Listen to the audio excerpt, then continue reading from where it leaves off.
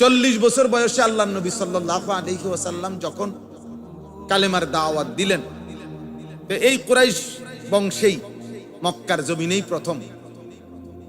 একটা সূক্ষ্ম কথা বুঝেন, এরা এই কুরাইশ বংশের এই লোকগুলো যারা মূর্তি পূজক ছিল, নবীজি যাদেরকে ইসলামের দাওয়াত দিছে, কালেমার দাওয়াত দিছে, আল্লাহর বন্দিগির দাওয়াত দিছে, সত্য কথা হইল এরা সকলেই ছিল নবীর বংশধর। এই কুরাইশ বংশের লোকরা, তাদের পূর্বপুরুষই ছিল ইব্রাহিম আলাইহিস সালাম, এদেরই পূর্বপুরুষ ছিল ইসমাঈল আলাইহিস সালাম। ইব্রাহিম আলাইহিস সালামের সন্তান ইসমাঈল, আর ইসমাঈল আলাইহিস সালাম সেই কোলের বয়সেই এই মক্কা নগরীতে আসছেন। ওই যে মা হাজেরার সাথে আল্লাহর নির্দেশে যে উনারে আইনা রাইখা গেছেন কাবা ঘরের পাশে, তো সেই থেকে এর পরবর্তী জেনারেশনই ধীরে ধীরে ধীরে ধীরে এই কুরাইশরা। তাহলে এরা মূলত ইব্রাহিম এবং ইসমাঈলের কি বংশধর, নবীর বংশধর। কিন্তু দীর্ঘদিন লম্বা সময় যখন আল্লাহর ইবাদত ছেড়ে দিছে, নিজেদের মন গড়া চিন্তা চেতনা আল্লাহর ইবাদতের নামে যেগুলো নাম ছিল ইবাদতের নাম, কিন্তু এর মধ্যে নিজস্ব মন গড়া পদ্ধতি একটা দুইটা 10টা করে করে ঢুকাইতে ঢুকাইতে ইবাদতের মূল রূপটা এলোমেলো করে ফেলছে। তাফসীরের মধ্যে আছে পূর্ববর্তী জামানা তো রোজা ছিল, তো রোজা ছিল, এখন এক জায়গায় একবার ঈসা আলাইহিস সালাম পরবর্তী একটি জাতি, তাদের একজন বাদশা অসুস্থ হয়েছে, প্রচন্ড রোগ, ভালো হয় না। তো তারা জনগণ মান্যত করছে, আল্লাহ যদি আমগরে বাদশাকে সুস্থ করে দেয়, আমরা সামনের বছর থেকে 40 দিন মানে 30 দিনের সাথে আরো 10 দিন বাড়াইয়া রোজা রাখি। মান্যত একবারে তাফসিরে রুহুল মাআনিতে স্পষ্ট আছে, পৃথিবী বিখ্যাত আরবি তাফসির। এরপরে আল্লাহ পাক ওই বাদশাকে সুস্থ করে দিছে, এখন তাদের রোজা তারা বানায় নিছে, এখন 40 দিন হয়ে গেছে সব সময়ের জন্য। কিছুদিন পরে আরেকজন বাদশা আবার অসুস্থ হয়েছে, ওরা এইবার আবার মান্যত করছে, এবারের বাদশাকে যদি আল্লাহ ভালো করে দেয়, আমরা প্রতি বছর এখন থেকে আরো 7 দিন বাড়াইয়া রোজা রাখবো। 47 দিন হয়েছে, আল্লাহ পাক সুস্থ করে দিছে। এরপরের বাদশা আইসা বলছে, তোমরা আর মান্যত করার দরকার নাই, আমি নিজের থেকেই খুশি হইয়া তোমার ঘরে আরো 3 দিনের রোজা দিলাম, 50 পুরা এলাম। মানুষ অনেক সময় কয় না 8 টাকা 2000 মিলে এই দাও, 10,000 এই দাও। তো বাদশা বলছে আমি দিলাম, হাদিয়া দিলাম। বাদশার আব্বার সম্পত্তি, বাদশা তার আব্বার থেকে দিছে, এটা মন গড়া আর কি, কথা বুঝেন নাই? তো এবার রমজান হইলো কত, রোজা হইলো কত দিনের? কিছুদিন পরে তারা এইবার এইটার মধ্যে সংযোজন বিয়োজন করা শুরু করছে। প্রচন্ড গরমের সিজন, এখন চিন্তা করছে যে এই গরমে 50 দিন বেটা মারা যাবে, এটা অন্যদিকে সাইড করো, শীতে নাও রোজা, রোজা রাখলেই তো হইছে, নাও ওইদিকে নাও। মানে প্রত্যেকে তাদের সুবিধা মতো এইটাকে এলোমেলো ওলট পালট করতে করতে, হ্যাঁ এটা হাসির কথা না, এটাই তাফসীরে আছে। এইটার মধ্যে কমাইয়া বাড়াইয়া ইহুদিরা বলছে আমাদের নবী মুসা আলাইহিস সালাম যেদিন ফেরাউনের হাত থেকে ওই নদী পার হয়ে আল্লাহ উদ্ধার করছে, ফেরাউন ডুবে গেছে, আমাদের নবী মুসা আলাইহিস সালাম ওই আশুরা 10ই মুহররম ওই দিন উনি একটা রোজা রাখতেন। আমরা দরকার নাই তোমরা যেহেতু এটার এলোমেলো করে লাইছো, ওটি বাদ দাও, আমরা শুধু ওই একদিন রোজা রাখি, ওই একদিনের সার রোজার মতো রোজা, একটার সুবিধা মতো একটার কাটছে অনেক আছে না যে নমাজের মতো নমাজ, এক সেজদাই কি 90 বছরের নামাজ বলে হইয়া যায়। আচ্ছা, পরে আমরাও হাসরের ময়দানে দেখবো, হেও আমগরে দেখবো, টাঙ্গাইয়া যখন ফিটবো তখন আমরাও দেখবো 60 বছরের নামাজ কেমনে এক সেজদা দিয়া হয়। আমরা সব বেউকুফ, তুমি সালাক। আচ্ছা ঠিক আছে, চলো ভাতে তো খাও, আর কিতা, আমরাও ভাতে খাই, আমরা কোনো সিরা খাই না। ঠিক আছে খাও, তুমিও ভাত খাও, আমরাও ভাত খাই। খাইতে খাইতে তুমিও মারা যাবা, আমিও মারা যাবো। একদিন হাসরের ময়দানে দেখা হবে, হবে কি না দেখা? একদিন সবার দেখা হবে। তো ওরা একদিন বানায় ফেলছে, আর এরা কি করবে 50 দিনের এই বোঝা দিয়া সাফে পইরা কয়েক বছর সিজন পাল্টায় এলেছে, আকপিস করে ফেলছে, ভাঙ্গা লাইছে, বহুত কিছু করতে করতে শেষ পর্যন্ত ফাতারাকুহু, পুরাটাই ছেড়ে দিছে। যা, এত বেজাল জন লাগছে, রোজা রাখতাম, পুরাটাই ত্যাগ করছে। তাহলে এইভাবে পালন তো করতেছিল দিন, কিন্তু নিজস্ব মন গড়া মতামত এটার মধ্যে যুক্ত করতে করতে একসময় মূল অস্তিত্বই হারায় ফেলছে। এই মক্কার কুরাইশরা নবীর বংশ ছিল, ওদের পূর্বপুরুষ তাওহীদের উপরে ছিল, ইব্রাহিম ইসমাঈল আলাইহিস সালাম। ধীরে ধীরে ধীরে ধীরে প্রকৃত ইবাদত থেকে যখন নিজস্ব মন গড়া কিছু যুক্ত করছে, আশ্চর্য হবেন শুনেন, শেষ পর্যন্ত আল্লাহর ঘর, মূল কুরাইশদের মূল ইবাদত ছিল হজ বা আল্লাহর ঘরের তাওয়াফ। যেহেতু তাদের মূল হট্টাকর্তা ছিল তারা কাবা ঘরের, তারার যত সুনাম বা তারার যত ফুডাঙ্গিরি মাতবরি করত কুরাইশরা, সর্বকিছু এই কাবা ঘরকে দেখাই। আমরা কাবা ঘরের মোতাওয়াল্লি, আমাদের পূর্বপুরুষ থেকে কাবা ঘরের হেফাজত করা সবকিছু আমাদের দায়িত্ব, কাজে আমরা সম্মানিত। আমরা যেটা বলি এটাই শরীয়ত। আমরা যদি বলি রাত, রাত, আমরা যদি বলি দিন, দিন। আর মানুষ, সব মানুষ ওদের সিদ্ধান্তের উপরে উল্টা কিছু বলতে সাহস করত না। কেন? ওরা কাবা ঘরের মোতাওয়াল্লি, নাহলে ক্ষতি হবে মানুষের। তো এরা শেষ পর্যন্ত নিয়ম করছে কি, কাবা ঘরের চারদিকে যে তাওয়াফ করে, 7 চক্কর এই তাওয়াফ, এই তাওয়াফ করতে হইলে 2 পদ্ধতি তারা বানাইছে। এক, আমাদের কাছ থেকে নির্ধারিত চড়া মূল্যে, বেশি দামে এহরামের কাপড় কিনতে হবে।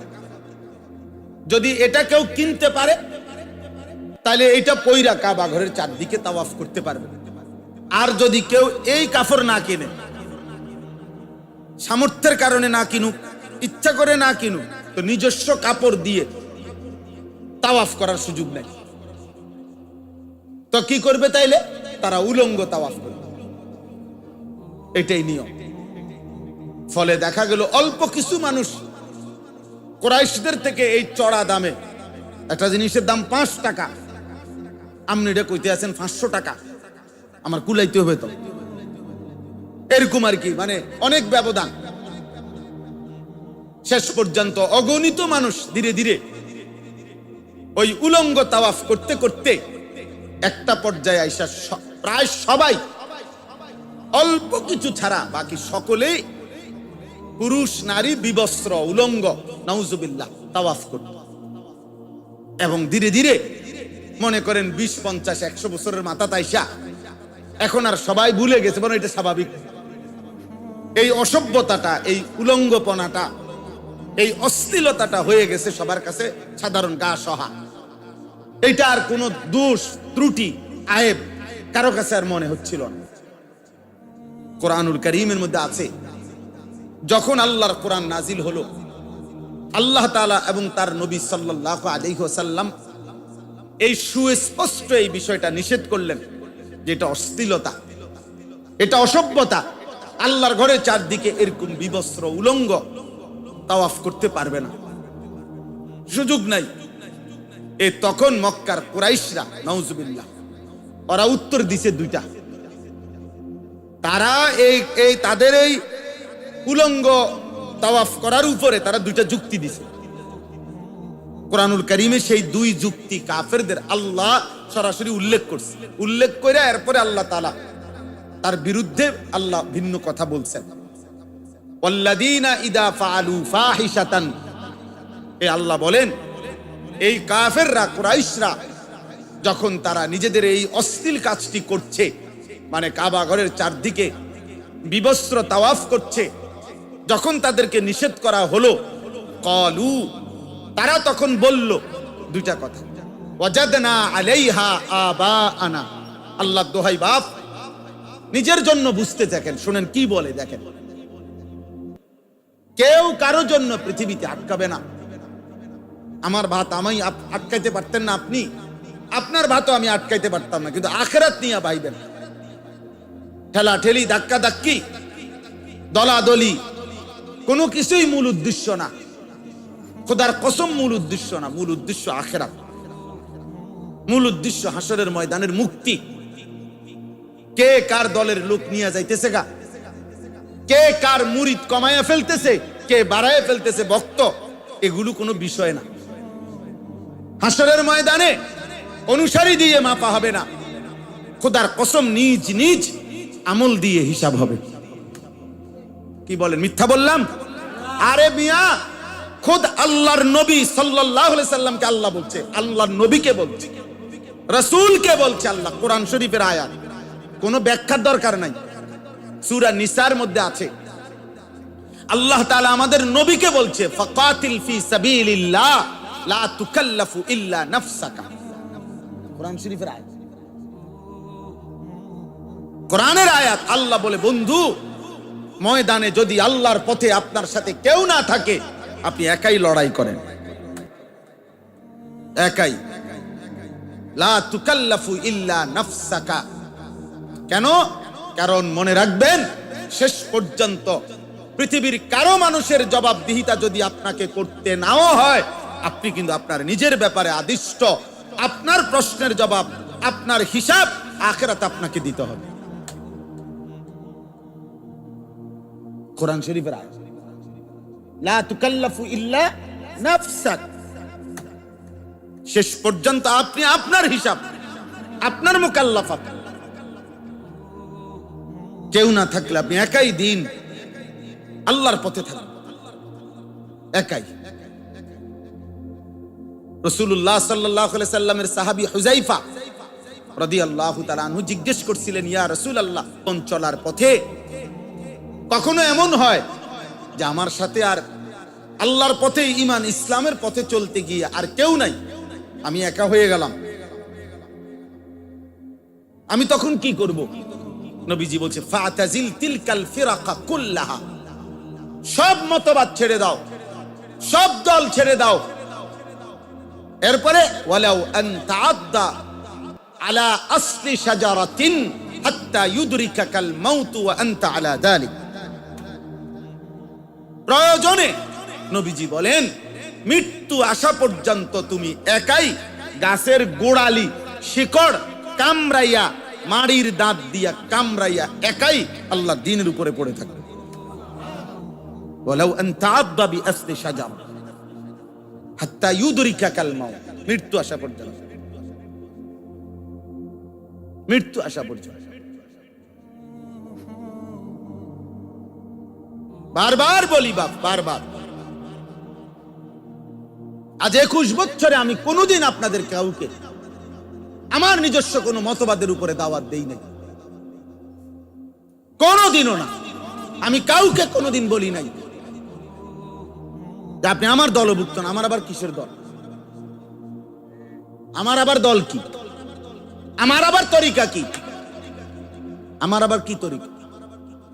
যে পথ আখিরাতের দিকে, যে পথ জান্নাতের দিকে, যে পথ কোরআনের দিকে, যেই পথ আল্লাহর নবী সাল্লাল্লাহু আলাইহি সাল্লামের সুন্নাহর দিকে, সমস্ত উম্মতের উলামায়ে কেরামের পথ ওইটাই, ওইটাই পথ। এখানে গ্রুপ করার, বিভেদ করার, ফিতনা করার কি প্রয়োজন? এজন্য কোনোদিন অভিমানও করি নাই, অভিমানও করি নাই। বহুত কিছু জীবনে এই অঞ্চলে আসতে গিয়ে আন্তরিকতা, প্রতিবন্ধকতা সবই দেখছি। কারো ভালোবাসাও পাইছি, কারো বিরোধিতাও শুনছি না, কিন্তু আমি আসছি। আলহামদুলিল্লাহ, আলহামদুলিল্লাহ,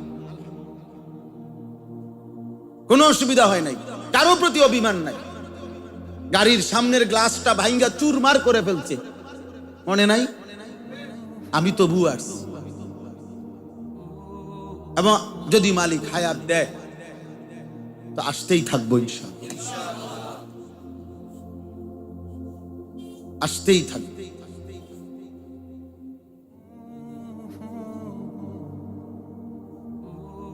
কারো প্রতি কোনো অভিযোগ নাই, লা তাসরিবা আলাইকুমুল ইয়াউম, কোনো প্রতিশোধ নাই, কোনো অভিযোগ নেই।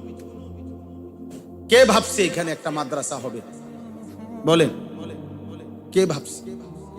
মালিকের দয়ায় আজকে এখানে আলহামদুলিল্লাহ তালিবে ইলম আল্লাহর কোরআন পড়ছে। আগামী 10 বছর পরে দেখবেন, আগামী 15 বছর যদি মালিক কবুল করে, দেখবেন হাফেজ কোরআন অনবরত বের হচ্ছে ইনশাআল্লাহ। মালিক চাইলেই হবে, মালিক না চাইলে হাসান বসরির আব্বাও পারত। কেউ পারবে না, মালিক চাইলে কেউ থামাইতেও পারবে না। মালিক চাইলে এগিয়ে যাওয়া বন্ধ করতে পারে। আল্লাহ আমাদেরকে বুঝতাম, আখিরাত দরকার বাপ, আখিরাত, আখিরাত দরকার। ऐसे रहे या वैसे रहे वहां देखना फिर कैसे रहे। এভাবে থাকেন আর ওইভাবে থাকেন, সুখে কিংবা দুঃখে। এই যে এখন প্রচন্ড গরম, কয়দিন পরে আবার হবে প্রচন্ড ঠান্ডা, ঠিক না? তো দুনিয়া তো এমনই, আমার চোখেই তো দুনিয়া বদলাচ্ছে। এখনকার আকাশে কি লাগলো, এখনকার বাতাসে কি গরম লাগে কেন, তখনকার বাতাসে শীত লাগে কেন? আবহাওয়ার এই প্রতি মুহূর্তের পরিবর্তন কে করছেন? তো পৃথিবীতে এমনই, কখনো ঠান্ডা, কখনো গরম, কখনো হাসি, কখনো কান্না, কখনো সুখ, কখনো দুঃখ, কখনো আনন্দ, কখনো বেদনা, কখনো অন্ধকার, কখনো আলো, কখনো একাকী, কখনো প্রকাশ্য। এরই তো নাম দুনিয়া, এরই নাম দুনিয়া। এখানের হিসাব দিয়ে তো হবে না। এখানে যে হাসতেছে মনে রাখতে হবে সে সারাক্ষণ হাসবে না। এখানে যে কাঁদতেছে সে মনে রাখবেন সে এখানে কাঁদবেও না। কালকে আমি এক আজীব জিনিস শুনছি মহিউদ্দিন ভাই, ছোট্ট একটা লেখা পড়ছে, এক বড় মানুষ, এত সুন্দর, ছোট্ট একটা, হৃদয়ে লাগছে আমার একটা কথা। যে তিনি বলছেন, হে প্রিয় বন্ধু, তুমি কি কখনো দোলনা দেখেছ? দোলনা, দোলনা, বাচ্চার দোলনা যে, তো বলছে দোলনা যে পিছনে যায় মনে রাখতে হবে এটা সামনেও আসবে। আচ্ছা কি কথা, দোলনা যে পিছনে যায় ভেবো না এটা পিছনেই থাকবে, এটা সামনেও কি আসবে। অতএব দুঃখে পড়ে আছো ভেবো না, দেখবা সুখও আসবে। সুখও কি ছোট্ট কথা না, কিন্তু কি সুন্দর দৃষ্টিভঙ্গি। দোলনা যে পিছনে গেছে এটা কি আসবে, আবার সামনেও আসবে। আমার দুঃখ ভরা রাত আবারও চিরেই আনন্দের রাতও আসবে। আমার চোখের পানি তো আবার মুখের হাসিও আসবে। এরই নাম দুনিয়া, এরই নাম দুনিয়া, দোলনার নাম। চলেন ওই পিছনের কথায়। মক্কার কুরাইশরা 2টা জবাব দিছে, মনে আসেনি? কিসের কিসের উপরে? ওই যে বিবস্ত্র তাওয়াফ করে কেন, নিষেধ করার পর, ওয়াজাদনা আলাইহা আবাআনা। 1 নম্বর জবাব, পুরা কোরআন সাক্ষী, খোদার কসম, বারবার প্রত্যেক মুশরিক, প্রত্যেক মুনাফিক, প্রত্যেক বিদআত যে যখন আল্লাহর দ্বীনের মধ্যে নিজস্ব মন গড়া কিছু চালু করছে, তাদের সর্বযুগে সর্বকালে একটা বড় স্লোগান ছিল, ওয়াজাদনা আলাইহা আবাআনা। আমরা বাপ দাদা পূর্বপুরুষ থেকে এভাবেই পেয়েছি। এটা এই কোরআন একবার না, খোদার কসম, রব্বে কাবার কসম, এই কোরআন বারবার বলছে, বারবার বারবার।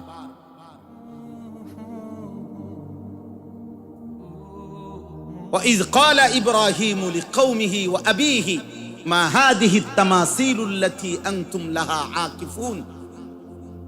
না, মা হাদিহি তামাসিলুল্লাতি আনতুম লাহা আবিদুন।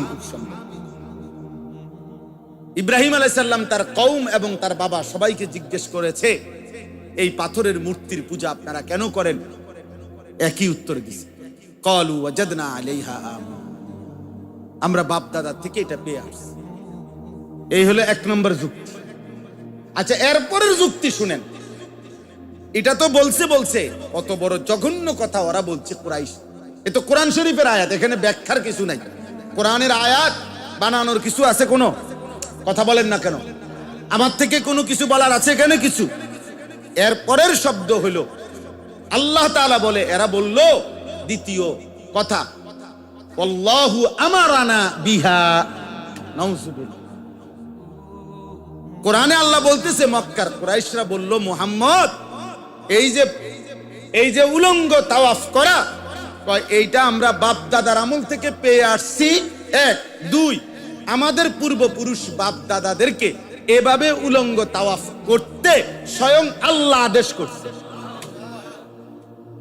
কেমন ডাকাতের ডাকাত! এবার বলেন, কি পরিমাণ শক্ত হারামি আপনি কম? আপনি বলেন তো, কোরআন শরীফের আয়াত, আল্লাহু আমারানা বিহা। ওরা বলতেছে, আল্লাহ বলছে আমাগো বাপ দাদারে এমনি তাওয়াফ করেছে। আল্লাহ তাআলা যেন অবাক হয়ে আল্লাহ বলছে, কুল, হে নবী আপনি বলেন ওই বেঈমানদেরকে, ইন্নাল্লাহা লা ইয়া'মুরু বিল ফাহশা, আল্লাহ কখনো এমন অশ্লীল, এমন অসভ্য কাজের আদেশ করতে পারে না। আতাকুলুনা আলাল্লাহি মা লা তা'লামুন, আল্লাহ বলছে, হায় হায় নাফরমান, কোন ইলম ছাড়া, কোন জ্ঞান ছাড়া আল্লাহর ব্যাপারে এত বড় কথা বলে ফেললা। আতাকুলুনা আলাল্লাহ, আল্লাহর ব্যাপারে এত বড় কথা বলে ফেললা। কেমনে এত বড় সাহসী কুলাইলো তোমাগো? এত বড় মিথ্যা কথা, এত বড় অসভ্য কথা আল্লাহর উপরে চাপায় দিলা। আল্লাহর ব্যাপারে বলতেও কদ্দুর বুকটা কাঁপলো না নাফরমান? হায় হায় হায়, কি সাহস, কি আশ্চর্য! বলেন, কি আশ্চর্য! এই জন্য দয়া করে বুঝতে শিখেন। আপনি আপনার জন্য, আপনার পূর্বপুরুষ মনে করেন কিছু করছে, কোনো অসুবিধা নাই, কিন্তু আপনি যখন শুনছেন নতুন করে কিছু একটা, মনে করেন আপনি শুনছেন, আপনি যেটা মনে করতেন ইবাদত, এখন যদি কেউ বলে এটা বিদআত, আপনি একটু হলো থামেন, তর্ক না করেন, আপনি একটু ফিকির করেন, আপনি একটু বুঝতে শিখেন, একটু জানতে চেষ্টা করেন। কথাটা আমার বোঝেন নাই? না বেড়া, একদম হুতাইলাম বেড়া, কোনো কথা নাই বেড়া, লাডিলো বেড়া, বাপ দাদা এত এত এত 14 গোষ্ঠী কি ভুল করছে বেড়া? এটা তো কোনো কথা হইতে পারে না, এটা তো সুন্দর না, এটা আখলাক না, এটা আখিরাতের ফিকির না। আপনাকে আমার দাদাও এই রাস্তা দিয়ে গেছে, আমার আব্বাও এই রাস্তা দিয়ে গেছে, ঠিক আছে, কিন্তু আমার আমলে আইসা এখন আমারে কেউ কইছে যে এইখানে রাস্তার মধ্যে আপনার একটা ব্যারিকেড দেওয়া আছে, অথবা এখানে রাস্তার মধ্যে একটা গাছ ফালাইয়া রাখছে, তো আমার দায়িত্ব হলো দর বেড়া এন দিয়ে আমাকে পূর্বপুরুষ থেকে এই রাস্তা দিয়ে যায়। বেড়া বেকুব বেড়া, আমরা বংশের সবাই এই রাস্তা দিয়ে গেছে, এনে গাছ আইব কর্তিকা, এটা বুঝে একটা কথা হইলো। আপনার এখন হতে পারে আপনাকে ভাবা উচিত, একটু দাঁড়ানো উচিত না, একটু খবর নেওয়া উচিত কিনা, তাইলে